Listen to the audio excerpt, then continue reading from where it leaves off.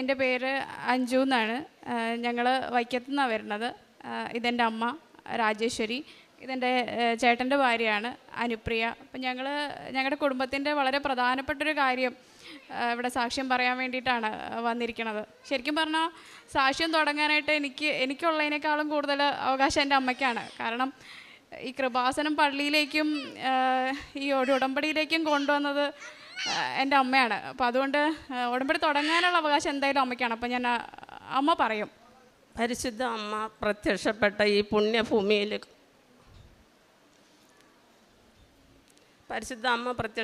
ഈ പുണ്യഭൂമിയിൽ കാലുകുത്താൻ എന്നെ എൻ്റെ കുടുംബത്തെ അനുഗ്രഹിച്ച അമ്മ മാതാവിനും തിരുകുമാരനും കോടാനുകോടി നന്ദി പറയുന്നു.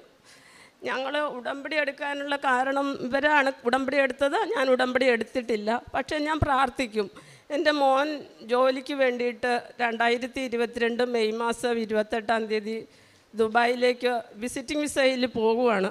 മോനൊരു മെക്കാനിക്കൽ എഞ്ചിനീയറിംഗ് ഡിപ്ലോമ കഴിഞ്ഞ ആളാണ്.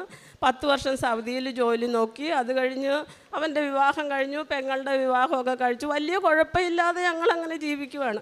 പക്ഷേ ഒരു അമ്മ, ഇനി ഞാൻ പോകുന്നില്ല, എനിക്ക് ഒരു സ്വന്തമായിട്ട് നാട്ടിൽ നിന്നാൽ മതി, ഒരു വർക്ക്ഷോപ്പ് തുടങ്ങിയാൽ മതി എന്ന് പറഞ്ഞു. എൻ്റെ മോൻ ഒരു വർക്ക്ഷോപ്പ് തുടങ്ങി.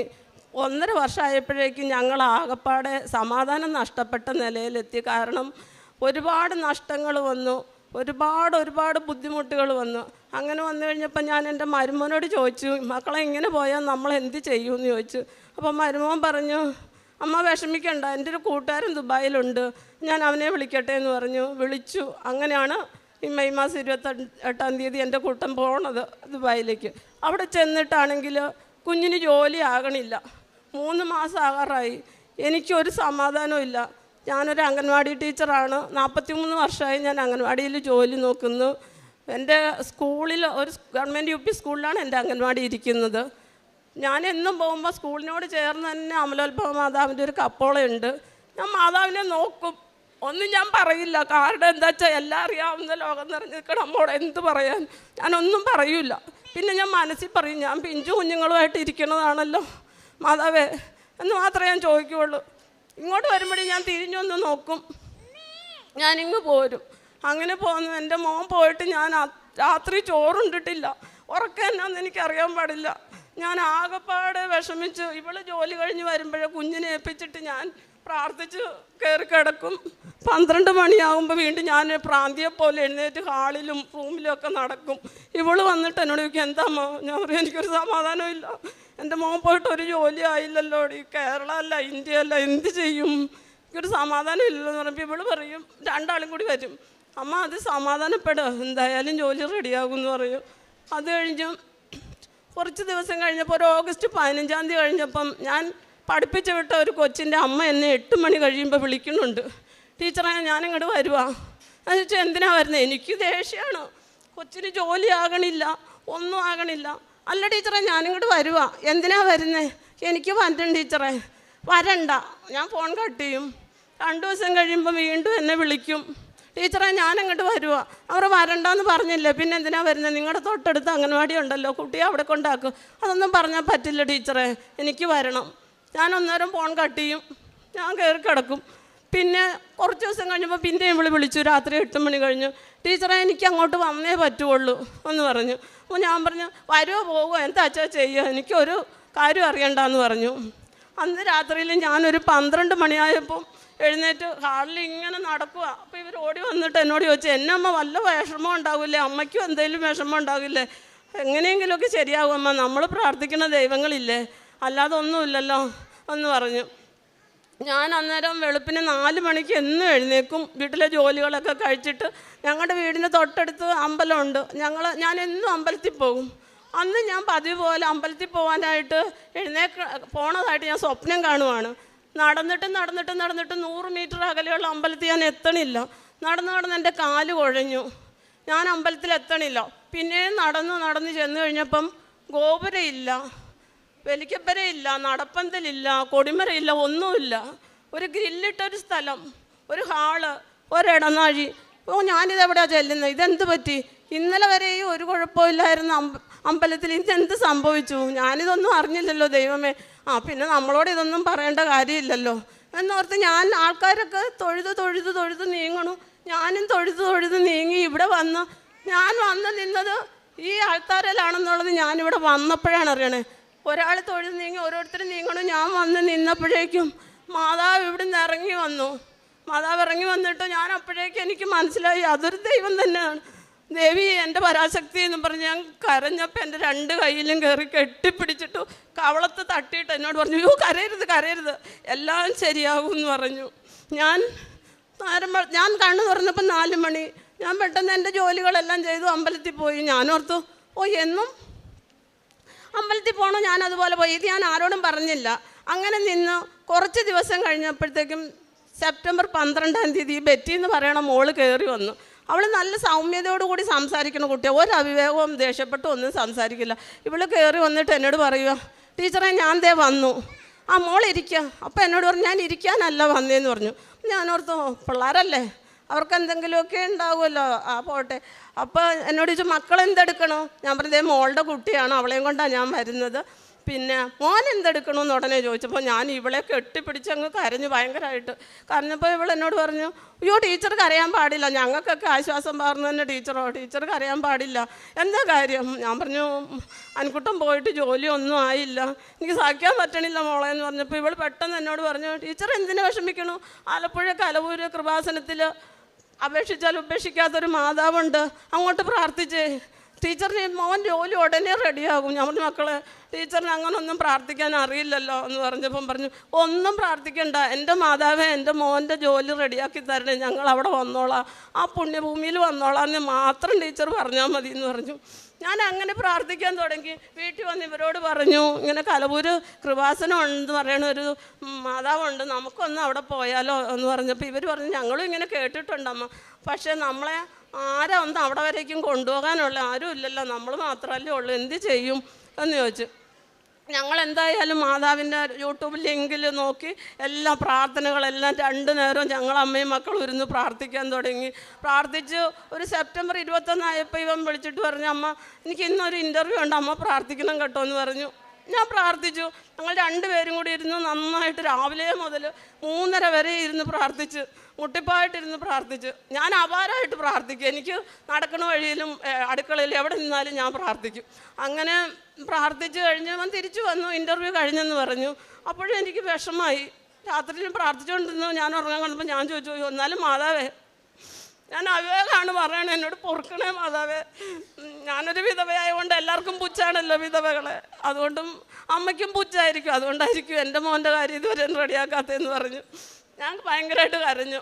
അപ്പോൾ എനിക്ക് എൻ്റെ അരികത്ത് വന്ന് നിന്നിട്ട് പറയുകയാണ്, ഉടമ്പടി എടുക്കുക എന്ന് പറഞ്ഞു. പെട്ടെന്ന് തന്നെ ഞാൻ എഴുന്നേറ്റു. അപ്പോഴും 4 മണി. അടുക്കളയിലെ ജോലികളൊക്കെ ചെയ്തുകൊണ്ടിരുന്നപ്പോൾ മരുമോൾ എണീറ്റ് വന്നപ്പോൾ ഞാൻ അവളോട് പറഞ്ഞു, മക്കളെ ഉടമ്പടി എടുക്കാൻ ഇങ്ങനെ ഒരു അശരീരി അമ്മ കേട്ടല്ലോ, അയ്യോ അമ്മ ഇപ്പോൾ ആരിയ്ക്കണം നമ്മളെ കലവൂര് വരെ ഒന്ന് കൊണ്ടുപോകാനായിട്ട്, എന്ത് ചെയ്യുമെന്ന് പറഞ്ഞപ്പോൾ ഞാൻ പറഞ്ഞു, മക്കളെ വിഷമിക്കേണ്ട, ഓൺലൈൻ ഉണ്ടെന്ന് പറയണുണ്ടല്ലോ, നമുക്ക് എന്തെങ്കിലും മാതാവ് അനുഗ്രഹിച്ച് അവിടെ ചെല്ലാൻ പറ്റിയ അന്ന് നമുക്ക് തീർത്ഥാടന ഉടമ്പടി എടുക്കാം, മക്കൾ ഇപ്പോൾ ഓൺലൈൻ ഉടമ്പടി എടുക്കുമെന്ന് പറഞ്ഞു. ഞങ്ങൾ ഓൺലൈൻ ഉടമ്പടി എടുത്തു. സെപ്റ്റംബർ 28-ാം തീയതി അവൾ, ഒക്ടോബർ 6-ാം തീയതി എൻ്റെ കുട്ടൻ ഓഫർ ലെറ്റർ വന്നു. ഏതെല്ലാം കമ്പനിയിൽ ഇൻ്റർവ്യൂവിന് പോയി അവിടുന്ന് എല്ലാമാണ് അവന് ഓഫർ ലെറ്റർ വന്നത്. അപ്പോഴെന്നോട് ചോദിച്ചു, അമ്മ ഞാൻ ഏത് സൈൻ ചെയ്യണം? നിനക്ക് ഇഷ്ടമുള്ളത്, മാതാവ് നിൻ്റെ മനസ്സിൽ എന്ത് തോന്നിക്കണോ അത് നീ സൈൻ ചെയ്യണം, അതാണ് വേണ്ടതെന്ന് പറഞ്ഞു. അങ്ങനെ അവൻ ഓഫർ ലെറ്റർ സൈൻ ചെയ്തു. നവംബർ 7-ാം തീയതി അവൻ ജോലിയിൽ കയറി. നവംബർ 15-ാം തീയതി ഞാനിവിടെ വരുമ്പം ഈ ഫ്രണ്ടിൽ വന്ന് വണ്ടിയിൽ ഇറങ്ങുമ്പം ഞാനിങ്ങനെ അന്തിച്ച് നിൽക്കണം. ഞാൻ സ്വപ്നം കണ്ടത് ഇതായിരുന്നു, ഞാൻ കണ്ടത് ഇവിടെ ആയിരുന്നു. അപ്പോൾ മാതാവ് എന്നെ ഒന്ന് വിളിച്ചതാണോ അതോ എനിക്കറിയാൻ പാടില്ല. ഞാനിങ്ങോട്ട് നടന്നു വന്നപ്പോൾ ഞാനിങ്ങനെ അന്തിച്ച് അവിടെ നിൽക്കണം ഫ്രണ്ടിൽ തന്നെ. അപ്പോൾ എന്നോടൊരു ബ്രദർ വന്നിട്ട് ചോദിച്ചു, എന്താ അമ്മ ഇവിടെ നിൽക്കുന്നത്, അമ്മ എവിടെ നിന്ന് വരുന്നത്? ഞാൻ പറഞ്ഞു, ഞാൻ വൈക്കത്തുനിന്ന് വരുവാണ്, എനിക്കൊരു മാതാവിനെ കാണണമല്ലോ, ഇവിടെ കടലോളം ജനോ, ഞാൻ അങ്ങ് വെളിയിൽ നിൽക്കണം. അമ്മ ഇവിടെ നിന്നോ, കുറച്ച് കഴിയുമ്പോൾ മാതാവിനെ കാണാമെന്ന് പറഞ്ഞു. ഇത് കഴിഞ്ഞു. ഞങ്ങളിവിടെ ആ ബ്രദർ വന്ന് വിളിച്ചു. ഞങ്ങളിവിടെ വന്ന് ഞാൻ മാതാവിനെ കണ്ട്. ഞാനൊന്നും പറയൂല മാതാവിനോട്, എന്താ വെച്ചാൽ എല്ലാം അറിയാവുന്ന നമ്മോട് ഞാനൊന്നും പറയൂല. എന്നെക്കുറിച്ച് അറിയാം, എൻ്റെ കുടുംബത്തെക്കുറിച്ച് സർവ്വതും അറിയാവുന്ന നമ്മോട് എന്ത് പറയാനാ. അങ്ങനെ ഞങ്ങൾ അന്ന് വന്നു. അപ്പം സാക്ഷ്യം പറയാൻ ഇവിടെ ഓഫീസിൽ വന്നപ്പോൾ പറഞ്ഞു, മോൻ വന്നിട്ട് വന്നാൽ മതി. മോൻ വന്നിട്ടുണ്ട്, മരുമോൻ വന്നിട്ടുണ്ട്, അപ്പോൾ എല്ലാം ശരിയാക്കി തരുമെന്ന് മാതാവിനോട് പറഞ്ഞത്. ഇച്ചിരി കടങ്ങളൊക്കെ ഉണ്ടോ? അവർക്ക് ആയുസ്സും ആരോഗ്യവും കൊടുത്താൽ മതി. അത്രയേ ഉള്ളൂ എനിക്ക് പറയാനായിട്ട്.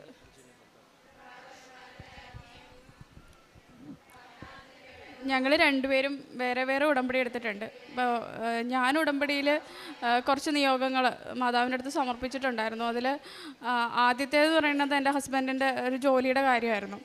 അത് ഉടമ്പടിയിൽ വെച്ചു.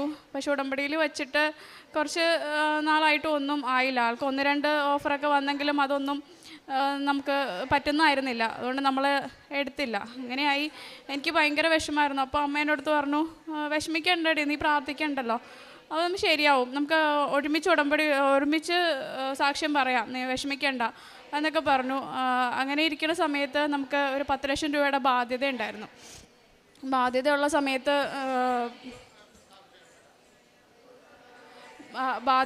സമയത്ത് നമ്മൾ അത് കൊടുക്കാനായിട്ട് നമുക്ക് ഒരു നിവൃത്തിയില്ല. കാരണം ഓൾറെഡി വീടിന് നമുക്ക് ലോണുണ്ട്. അപ്പോൾ കൊടുക്കാൻ പറ്റുന്നില്ല. അപ്പം ആളെൻ്റെ അടുത്ത് പറഞ്ഞു, അഞ്ചു നമുക്കെന്നാൽ വീട് വിൽക്കാം, വീട് വിറ്റിട്ട് ആ പൈസ തീർക്കാം, ബാങ്കിലെ ലോണും ക്ലോസ് ചെയ്യാം എന്ന് പറഞ്ഞു. ഞാൻ പറഞ്ഞു, എന്നാൽ എന്താണ് തോന്നണേ അതുപോലെ നമുക്ക് ചെയ്യാം എന്ന് പറഞ്ഞു. വീട് വിൽക്കാൻ വേണ്ടിയിട്ട് നമ്മൾ ഒരുപാട് ആൾക്കാരോട് പറഞ്ഞു. ആൾക്കാർ വന്ന് നോക്കുന്നുണ്ട്. പക്ഷേ അപ്പോഴും ആ വീട് വിൽക്കുന്നതിന് നമുക്ക് അത്രയ്ക്ക് വിഷമമാണ്. വീട് വിൽക്കാനായിട്ട് നമുക്ക് മനസ്സ് അനുവദിക്കുന്നില്ല. എങ്കിലും നമ്മുടെ സാഹചര്യം അതായതുകൊണ്ട് മാത്രം നമ്മൾ വീട് വിൽക്കാം എന്നുള്ളതിനെക്കുറിച്ച് നമ്മൾ മുന്നോട്ട് പോയത്. അപ്പോൾ ആൾക്കാർ വന്ന് നോക്കണ്ടെങ്കിലും ഒന്നും ശരിയാവുന്നില്ല, എമൗണ്ട് ശരിയാവുന്നില്ല, ഒന്നും ആവാതെ വന്ന് അവസാനം ആളെൻ്റെ അടുത്ത് പറഞ്ഞു, ഹസ്ബൻഡ് പറഞ്ഞു, ഒരു കാര്യം ചെയ്യാം, നമുക്ക് ലോണിൽ കൂട്ടിയിട്ട് പൈസ തരുമോ എന്ന് ബാങ്കിൽ ഞാനത് ചോദിക്കട്ടെ എന്ന് ചോദിച്ചു. പറഞ്ഞു കിട്ടുമെങ്കിൽ അങ്ങനെ ചെയ്യാം, എന്നാൽ ചോദിക്കേ എന്ന് പറഞ്ഞു. അപ്പോൾ ബാങ്കിൽ ചെന്ന് ചോദിച്ചപ്പോൾ തന്നെ മാനേജർ ലോൺ തരാം എന്ന് പറഞ്ഞു. ലോൺ തരാമെന്ന് പറഞ്ഞു. ലോൺ കഴിഞ്ഞ മാസം ലോൺ പാസ്സായി. നമ്മൾ ആ ഒരു കടം വീട്ടി കൊടുക്കാനുണ്ടായിരുന്നത് കൊടുത്തു തീർത്തു. അപ്പോഴും എൻ്റെ അടുത്ത് ഹസ്ബൻഡ് എൻ്റെ അടുത്ത് പറയാണ്, നമുക്കിപ്പോൾ ലോൺ കൂട്ടിയടയ്ക്കണം, നമുക്ക് ഈ ജോലിയും കൊണ്ട് ഒന്നും ആവില്ലല്ലോ, എന്ത് ചെയ്യും?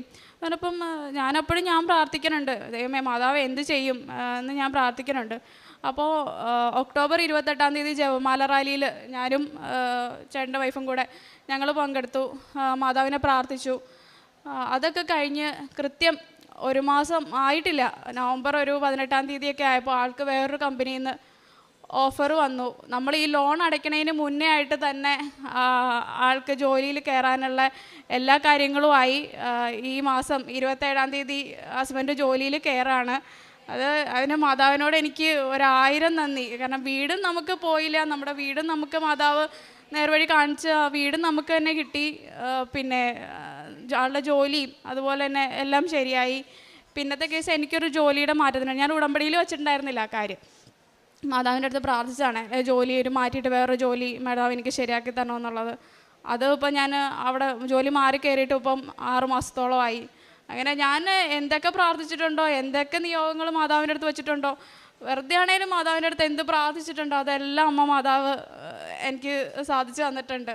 എനിക്ക് നന്ദിയല്ല, എന്താ ഒരു ആയുസ് മുഴുവൻ മാതാവിൻ്റെ അടുത്ത് കടപ്പെട്ടിട്ടുണ്ടാവും. പിന്നെ അത് തന്നെയല്ല, ആരെൻ്റെ അടുത്ത് ഒരു ബുദ്ധിമുട്ട് പറഞ്ഞാലും എൻ്റെ വായിൽ ആദ്യം വരുന്നത്, നിങ്ങൾ മാതാവിനെ പ്രാർത്ഥിക്കേ, കലവൂർ ഇങ്ങനെ ഒരു പള്ളിയുണ്ട്, അവിടെ പോയിട്ട് നിങ്ങൾ പ്രാർത്ഥിക്കും, നിങ്ങളുടെ എല്ലാ ബുദ്ധിമുട്ടുകളും മാറും, കഷ്ടപ്പാടുകളും മാറും.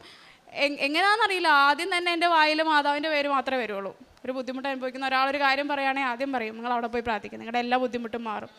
അതുകൊണ്ട് എനിക്ക് 1000 നന്ദിയുണ്ട്. ജീവിതകാലം മൊത്തം നമ്മൾ മാതാവിൻ്റെ അടുത്ത് കടപ്പാടുള്ള ആളായിരിക്കും. ഇനി ആൾക്കും കുറച്ച് അനുഭവങ്ങളുണ്ടായിട്ടുണ്ട്, ആൾ പറയാം. ആദ്യം തന്നെ മാതാവിനും യേശുനാഥനും 1 കോടി നന്ദി. എൻ്റെ ഏറ്റവും വലിയ പ്രധാനപ്പെട്ട സാക്ഷിയായിരുന്നു ഹസ്ബൻഡിൻ്റെ ജോലി, അത് അമ്മ പറഞ്ഞു. പിന്നെ എനിക്ക് പറയാനുള്ളത്, എനിക്കൊരു എൻ്റെ കൂട്ടുകാരി എന്ന് പറഞ്ഞ ചേച്ചി ഉണ്ടായിരുന്നു. ചേച്ചിക്ക് ആദ്യത്തെ കുട്ടി പ്രീമച്വർ ബേബിയാണ്. രണ്ടാമതൊരു പ്രഗ്നൻ്റ് ആയി, പക്ഷേ 2 ആഴ്ച കഴിഞ്ഞപ്പോൾ അബോർഷനായി പോയി. 3ാമത് പ്രഗ്നൻ്റ് ആയ സമയത്ത് ഞാൻ വെറുതെ വിശേഷം ചോദിച്ചപ്പോൾ പറഞ്ഞു, എടി അത് ചാൻസ് ഇല്ലെന്നാണ് ഡോക്ടർ പറയണേ, ഇൻറ്റേർണൽ ബ്ലീഡിങ് ഉണ്ട്, പിന്നെ നോക്കാമെന്നാണ് പറഞ്ഞേ, അത്രേ ഉള്ളൂ എന്ന് പറഞ്ഞു. അപ്പം ഞാനിതുപോലെ മാതാവിൻ്റെ ലിങ്കും പിന്നെ യൂട്യൂബിലെ സാക്ഷ്യങ്ങളും ഒക്കെ അയച്ചു കൊടുത്തു. അപ്പം ആ ചേച്ചി പറഞ്ഞു, ഞാൻ കേട്ടിട്ടുണ്ട്, പോയിട്ടില്ല, ഹസ്ബൻഡിന് അത്രയും വിശ്വാസമില്ലാത്തതുകൊണ്ട് ഞാൻ പോയിട്ടില്ല എന്ന് പറഞ്ഞു. അപ്പോൾ ഞാൻ പറഞ്ഞു, ചേച്ചി പ്രാർത്ഥിക്കുക, ഞാൻ ഉടമ്പടി നിയോഗം വെച്ചോളാം, ചേച്ചി പ്രാർത്ഥിച്ചോളാം പറഞ്ഞു. അങ്ങനെ ഓരോ മാസം കഴിയുന്തോറും കുഴപ്പമൊന്നുമില്ല എന്നൊക്കെ പറഞ്ഞു വന്നു. ഇപ്പോൾ ചേച്ചിക്ക് കുഞ്ഞാവേ ഉണ്ടായി. അത് കറക്റ്റ് ഡേറ്റ് തന്നെ, ഒരു പ്രശ്നമില്ലാണ്ട് ആരോഗ്യമുള്ളൊരു പെൺകുഞ്ഞുണ്ടായി. ചേച്ചിയും കുഞ്ഞിനെയും ഇവിടെ കൊണ്ടുവരാമെന്നാണ് ഞാൻ പറഞ്ഞത്. വരാൻ പറ്റിയിട്ടില്ല ചേച്ചിയും കൊച്ചിനും. അത് അടുത്ത് തന്നെ കൊണ്ടുവരാമെന്നാണ് ചേച്ചി പറഞ്ഞത്. പിന്നെ അതുപോലെ ഇപ്പോൾ പറഞ്ഞ പോലെ ചെറുതും വലുതുമായ ഒത്തിരി അനുഗ്രഹങ്ങൾ മാതാവും യേശുനാഥനും ഞങ്ങളുടെ കുടുംബത്തിന് തന്നിട്ടുണ്ട്. ഇത്രയും അനുഗ്രഹങ്ങൾ തന്ന മാതാവിനും യേശുനാഥനും ഒത്തിരി കോടാനുകൂടി നന്ദി അർപ്പിച്ചുകൊണ്ട് നിർത്തുന്നു. പ്രേക്ഷിത പ്രവർത്തനം ഞാൻ ചെയ്തത്, ഞാൻ ജീവനിലയത്തിൽ കൊണ്ടുപോയി അവർക്ക് ഭക്ഷണത്തിന് ആവശ്യമായിട്ടുള്ള പൈസ കൊടുക്കുമായിരുന്നു. പിന്നെ വൃദ്ധസദനത്തിൽ പോയി അവിടെ അമ്മമാരെ കണ്ട് അവർക്ക് ആവശ്യമായിട്ടുള്ള ഭക്ഷണം കാര്യങ്ങളൊക്കെ കൊടുക്കും. പിന്നെ പത്രം ഞാൻ എല്ലാ മാസങ്ങളിലും വന്ന് പത്രം മേടിച്ചുകൊണ്ട് പോവും. എന്നിട്ട് ഗവൺമെൻറ് ആശുപത്രിയിൽ തൃപ്പൂണിത്തുറയും പിന്നെ നമ്മുടെ വൈക്കത്തും എല്ലാ ആശുപത്രികളിലും രോഗികൾക്ക് പിന്നെ രോഗികളെ പോയി കാണാം. അവർ പ്രാർത്ഥിക്കാൻ പറയും. നമ്മുടെ പ്രാർത്ഥനയുടെ കൂട്ടത്തിൽ അവരുടെ പ്രാർത്ഥനയോട് ഉൾപ്പെടുത്തും. പിന്നെ അവർക്ക് വേണ്ട കാര്യങ്ങൾ അവർ മാതാവിനെക്കുറിച്ച് ചോദിക്കുമ്പോൾ മാതാവിനെക്കുറിച്ച് പറഞ്ഞു കൊടുക്കുകയും പിന്നെ ചെറിയ കാശുരൂപം ഞാൻ എൻ്റെ കയ്യിലുണ്ടാവും. അപ്പോൾ ആവശ്യമായി കിടക്കുന്ന രോഗികൾക്ക് ഞാൻ കാശുരൂപം കൊടുത്തിട്ട് പറയും, പ്രാർത്ഥിച്ചോ അമ്മേ, മാറിക്കോളും, കുഴപ്പമൊന്നുമില്ല, പേടിക്കണ്ട എന്ന് പറഞ്ഞ് അവർക്ക് ആശ്വാസവാക്കുകളും ഒക്കെ പറഞ്ഞ് അവരോടൊക്കെ സംസാരിച്ച് അങ്ങനെയാണ് ഞാൻ പ്രേക്ഷിത പ്രവർത്തനം ചെയ്യാറ്. നമ്മൾ സാക്ഷ്യം വളരെ ശ്രദ്ധിച്ച് കേൾക്കുമ്പോൾ ഒരു കുടുംബത്തിലെ ഏറ്റവും പ്രധാനപ്പെട്ട ആൾക്കാരാണ് രണ്ടുപേരും ഉടമ്പടി എടുത്തതും അമ്മയുടെ സാക്ഷ്യവും കൂടി പറയാൻ ചേർത്താണ് വന്നത്. അപ്പോൾ ഒരു കുടുംബത്തെ മുഴുവൻ ഈ അൾത്താരയിലേക്ക് എത്തിച്ചേർക്കുന്നത് അവർക്കുണ്ടായ ദൈവാനുഭവത്തിൻ്റെ ആഴമാണ്.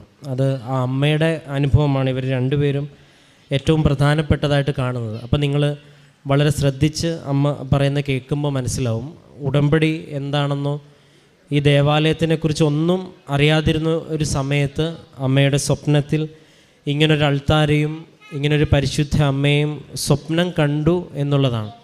അതിനുശേഷം ഒരു പദ്ധതി പ്രകാരം ഇതുമായിട്ട് ബന്ധപ്പെട്ടൊരു വ്യക്തി, ഒരു സ്റ്റുഡൻ്റ് അവിടെ ചെല്ലുകയും കാര്യങ്ങൾ ക്രമീകരിച്ച് അന്ന് ഇതിൻ്റെ കാര്യം ഇപ്പോൾ ഉടമ്പടി എടുക്കൂ എന്ന് കാതിൽ പറഞ്ഞു എന്നുള്ളതാണ്. അത് മറ്റൊരു തലത്തിലുള്ള നമ്മൾ മനസ്സിലാക്കേണ്ട ഒരു സാക്ഷ്യമാണ്. ഇങ്ങനെ ഒരു ശബ്ദം കേട്ടു എന്ന് പറയുന്ന ആദ്യത്തെ സാക്ഷ്യമല്ല ഇത്. ഇവിടെ സ്ഥിരം സാക്ഷ്യം കേൾക്കുന്നവർ നിങ്ങളുടെ ഇടയിലുണ്ടെങ്കിൽ നിങ്ങൾക്കിത് സ്വാഭാവികം മാത്രമാണ്. കാരണം ഇങ്ങനെ മനസ്സിൻ്റെ ഉള്ളിൽ ഒരാൾ മന്ത്രിക്കുന്നത് അല്ലെങ്കിൽ മാതാവിൻ്റെ സ്വരം കേട്ടു എന്ന് പറയുന്ന സാക്ഷ്യം ഒരുപാട് പേര് പറയുന്ന, അപ്പോൾ കർത്താവിൻ്റെ ഒരു ഇടപെടലിൻ്റെ ഭാഗമായിട്ട് അങ്ങനെ ഒരു സ്വരം കേട്ടുവെന്നും അപ്പം പിന്നീടുള്ള സാധ്യത അന്വേഷിക്കുമ്പോൾ ഓൺലൈൻ ഉടമ്പടിയാണ്.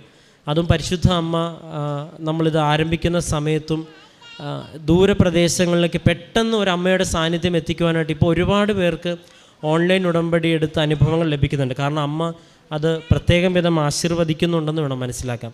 അപ്പോൾ ഉടമ്പടി എടുത്തതിന് ശേഷം ഇതുവരെ നടക്കാതിരുന്ന കാര്യങ്ങളൊക്കെ ഇതിപ്പോൾ നമ്മൾ കേൾക്കുമ്പോൾ നമുക്കത് അത്രയും വ്യക്തമായിട്ട് മനസ്സിലാകും. ഈ 3 പേര് രാവിലെ തൊട്ട് ഈ സാക്ഷ്യം പറയാനായിട്ട് ഇവിടെ എത്തിച്ചേർന്നിട്ടുണ്ടെങ്കിൽ സോളിഡായിട്ടുള്ളൊരു അനുഭവം അവർക്കുണ്ട്. അപ്പം അങ്ങനെ ഒരു സാഹചര്യത്തിൽ അയച്ച കമ്പനിയിൽ നിന്നൊക്കെ വിളി വരുന്നു. പിന്നീട് അമ്മ ഇവിടെ വരുമ്പോൾ അമ്മ ഏറെ പ്രത്യേകിച്ച് അമ്മ വളരെ വിഷമത്തോടെ പറഞ്ഞു, അമ്മ ഇവിടെ ഇതിങ്ങനൊരു ദേവാലയം നേരത്തെ കണ്ടതിൻ്റെ ഒരു സന്തോഷവും അമ്മയോട് സംസാരിച്ചതിൽ സന്തോഷം, അമ്മയോട് വളരെ സന്തോഷത്തോടുകൂടി സംസാരിച്ചെന്നും. അപ്പം അങ്ങനെ ഒരു വലിയൊരു അനുഭവത്തിൻ്റെ പശ്ചാത്തലത്തിലാണ് നിൽക്കുന്നത്. പിന്നെ ബാക്കിയുള്ള എല്ലാ കാര്യങ്ങളിലും ദൈവം ക്രമീകരിക്കുന്നുണ്ട്. അപ്പോൾ ഈ കുടുംബം അതിൻ്റെ പിന്നിൽ നടപ്പ്, അതിൻ്റെ പിന്നിൽ കണ്ടെത്തിയ സമയം, പ്രേക്ഷിത പ്രവർത്തനവും കാരുണ്യ പ്രവർത്തനമൊക്കെ ചെയ്യുന്നത് അതെല്ലാം ഈ 2 പേരും ചെയ്യുന്നുണ്ട്. അപ്പോൾ ഒരു കുടുംബത്തിൻ്റെ കോമൺ ആയിട്ടൊരു കാര്യത്തിൽ പരിശുദ്ധ അമ്മ ഇടപെട്ടപ്പോൾ അത് വളരെ വ്യക്തമായിട്ട് ഇവിടെ വന്നതുമായിട്ട് തിരികെ പോകുന്നവരുള്ള സമയം വരെയും അമ്മയുടെ ഇടപെടൽ ഈ കുടുംബത്തിൽ ഒട്ടുക്കെ ഉണ്ടായെന്നുള്ളതാണ്. ഇത് അവസാനം എന്ന് പറയുന്ന വിശ്വാസം വർദ്ധിച്ചു എന്നുള്ളതാണ്. അപ്പോൾ ഈ വിശ്വാസത്തിലെ വർധനവിന് അടയാളങ്ങൾ ആവശ്യമാണെന്ന് ഈശോയ്ക്കറിയാം. അപ്പോൾ അമ്മയുടെ വലിയൊരു സാന്നിധ്യത്തിൻ്റെ അതൊരു സ്വപ്നം എന്നതിനേക്കാളും അപ്പുറം ഇതുവരെ കാണാത്തൊരിടം കണ്ട് ഇവിടെ വരിക എന്നൊക്കെ പറയുന്നത് അത് വലിയൊരു ദൈവാനുഗ്രഹമാണ്. അത് അങ്ങനൊരു ദൈവാനുഭവത്തിലേക്ക് കടന്നു വരുന്നവർക്ക് മാത്രം മനസ്സിലാകുന്ന ഒരു അനുഭവം അത് അമ്മയ്ക്ക് ലഭിച്ചു. അപ്പോൾ ഈ 2 മക്കളുടെയും കാര്യങ്ങളിൽ ദൈവം ഇടപെട്ടു എന്നുള്ളതാണ്. ഇനിയും മുൻപോട്ടുള്ള ജീവിതത്തിൻ്റെ യാത്രയിൽ ഇങ്ങനെ പരിശുദ്ധം ഒരുപാട് പേരുടെ ജീവിതത്തിൽ ഉടമ്പടിയെ ആശീർവദിച്ച് ഒരു സന്ദേശം കൂടിയുണ്ട്. ഉടമ്പടി അമ്മ ഏറ്റെടുത്തു എന്നുള്ളൊരു സന്ദേശം ഇതിനകത്തുണ്ട്. ഇനിയും മുൻപോട്ടുള്ള ജീവിതത്തിൻ്റെ യാത്രയിൽ പരിശുദ്ധ അമ്മയുടെ സാന്നിധ്യം കൊണ്ടും സംരക്ഷണം കൊണ്ടും ഈ കുടുംബം മുന്നോട്ട് പോകട്ടെ എന്ന് പ്രാർത്ഥിക്കുന്നു. ദൈവം നൽകിയ എല്ലാ അനുഗ്രഹങ്ങൾക്കും നമുക്ക് കരങ്ങളടിച്ച് ദൈവത്തിൻ്റെ നാമം മഹത്വപ്പെടുത്താം. അത്യപൂർവ ദൈവാനുഭവങ്ങൾ ഇനി നിങ്ങൾക്കും സ്വന്തം. ഈ യൂട്യൂബ് ചാനൽ ഇതുവരെ സബ്സ്ക്രൈബ് ചെയ്തിട്ടില്ലെങ്കിൽ ഇപ്പോൾ തന്നെ സബ്സ്ക്രൈബ് ചെയ്യുക. ഈ വീഡിയോ ഇപ്പോൾ തന്നെ നിങ്ങളുടെ സുഹൃത്തുക്കൾക്ക് ഷെയർ ചെയ്തുകൊണ്ട് കർത്താവിൻ്റെ പ്രേക്ഷിതരാകുക.